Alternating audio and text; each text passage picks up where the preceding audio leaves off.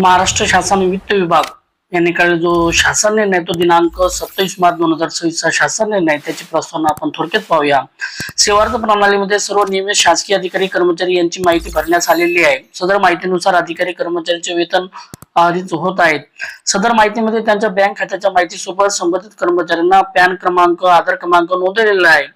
एकंदरीत पूर्ण माहितीमध्ये कोणत्याही अधिकारी कर्मचाऱ्यांची दुबार माहिती सेवार्थ प्रणालीमध्ये नोंद होऊ नये, तसेच शालार्थ प्रणालीमध्ये नोंद होऊ नये, तसेच कोणत्याही अधिकारी कर्मचाऱ्यांचा दुबार वेतन अदा होऊ नये याकरता शासनाने ठोस उपाययोजना करण्याचा निर्णय घेतला आहे।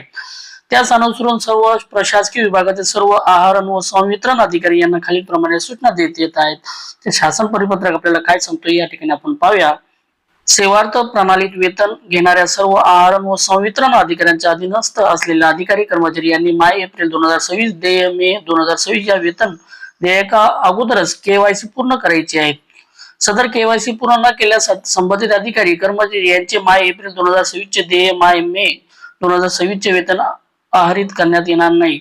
म्हणजे एप्रिलचा जो पगार आहे, एप्रिल पेड इन मे चा जो पगार आहे तो होणार नाही।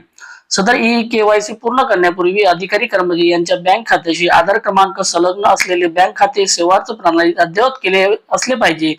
सेवार्थ प्रणालीत उपलब्ध असलेले बँक खाते आधार क्रमांकाशी संलग्न नसेल तर असे खाते त्वरित बदलण्यात येऊन सेवार्थ प्रणालीत आधार क्रमांकाशी संलग्न असलेले बँक खाते अद्ययावत करण्यात यावे।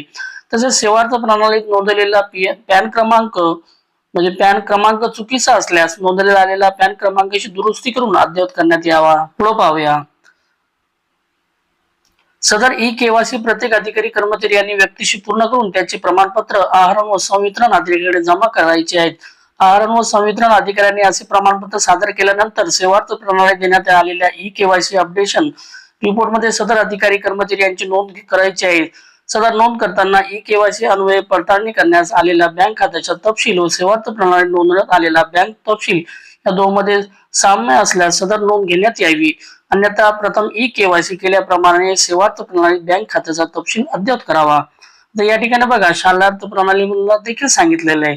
तसेच सदरचे परिपत्र हे सर्व जिल्हा परिषद मान्यताप्राप्त अनुदानित अशासकीय प्राथमिक व माध्यमिक शाळा, शालेय शिक्षण विभाग, शालार्थ प्रणाली, महाराष्ट्र पशु मत्स्य विद्यापीठ, कृषीतर विद्यापीठे व त्यांच्याशी संलग्न असलेले मान्यताप्राप्त अनुदानित अशासकीय महाविद्यालय, कृषी विद्यालय, त्यांच्याशी संलग्न असलेले मान्यताप्राप्त अनुदानित महाविद्यालय, संस्था, आदिवासी विकास विभागामार्फत असलेले मान्यताप्राप्त अनुदानित आश्रमशाळा व संस्था, वैद्यकीय विद्यापीठे, उच्च व तंत्र शिक्षण कौशल्य विकास विभागाच्या अधीनस्थ संस्था, सामाजिक न्याय व विशेष सहाय्य विभागातील संस्था यांना देखील लागू राहील।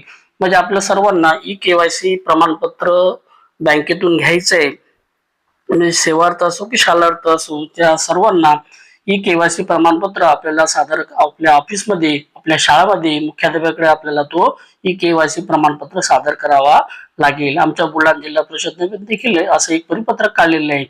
ई केवायसी प्रमाणपत्र सादर केल्याशिवाय एप्रिलचा जो पगार आहे, एप्रिल पेड इन मे मध्ये जो पगार होणार आहे एप्रिलचा तो पगार होणार नाही। त्यामुळे ताबडतोब ई केवायसी करून घ्या आणि आपल्या ऑफिसमध्ये, आपल्या शाळेमध्ये मुख्याध्यापकाकडे तो जमा करावा।